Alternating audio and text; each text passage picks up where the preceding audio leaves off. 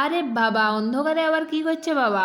চলো প্রথম থেকে শুরু করি। হ্যালো গাইস, সবাই কেমন আছো? দেখো কতগুলো পূর্ণি চলে আসছে, আজকে গোহাল পূজা আছে, সেই কারণে এগারো পূর্ণি চলে আসছে। আজকে বাবা গোহাল চলে আসছে, এগারো দিন হয়ে আসবো। হ্যাঁ করে প্রথমে গোহালে আঙুনটা ধরাতে হয়, তারপরে অন্য কিছু। আমাকে পার্টিটা বলে যে একটু গুড়ি আনে নিবি, যে আমি গুড়িটা নিয়ে চলে আসছি। আর এই যে গুড়িটায় দুধ আর কি বলে গুড় দিয়ে করে মাখাই করে সানতে হয়। সানছে আর কাঠগুলা যা আগুন চলগিছে রে, বলারেই নেই, বলছে পুড়েন ছাই হয়ে যাবে।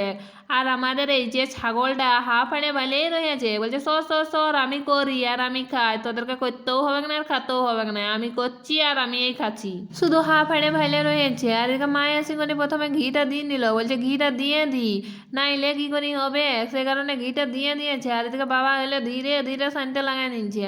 আমাকে বললে যা একটা খালা নিয়ে আসবি, যা, সেই কারণে আমি ঘর চলে আসেছি। এই যে খালাটা নিয়ে করে এখন যাচ্ছি, যাই করে দেখি নো বাবা, প্রথমেরটা পুরো ভাঙাই গেছে। কি এখন কি করবে, বলছে এই ভাঙাটা কুড়াই নেই, মানে উঠাই করে রেখে দিই এই খালাটাই। এই জন্য এই ভাঙা পিঠাটা যে উঠাই নিচ্ছে, উঠাই করে আর এই যে তিনটা করে নেওয়ার পর বাবা এখন পূজা করতে বসে পড়েছে। বলছে পূজাটা আমি করে নি, তুই আর বাকিগুলা করিন দে। এই কারণে মায় নিয়ে চলিয়ে এলো পিঠাগুলা। আর বাবা হলে ধীরে ধীরে পূজা করতে লাগাই নিচ্ছে, আর আমি কড়াই ডালে করে আমি নিজে করতে লাগাই নিচ্ছি। খাই নাই করে এই যে বিকাল এখন খাই নাই, কোনো কাজ নেই, কারণে বললো যা এটা তুই করে দিবি, যা একটু কাটে করে ভিজাবি। সন্ধ্যাবেলায় আলপনা দেওয়া হবে, তো সেই কারণে আমি করে দিলি। আর এই যে আলপনা আমার মায়ের দিতেও লাগাই নিচ্ছে সন্ধ্যা হয়ে, হে বি সুন্দর দেখাচ্ছে, সেই কারণে আমি একটু ভিডিও করে নিলি।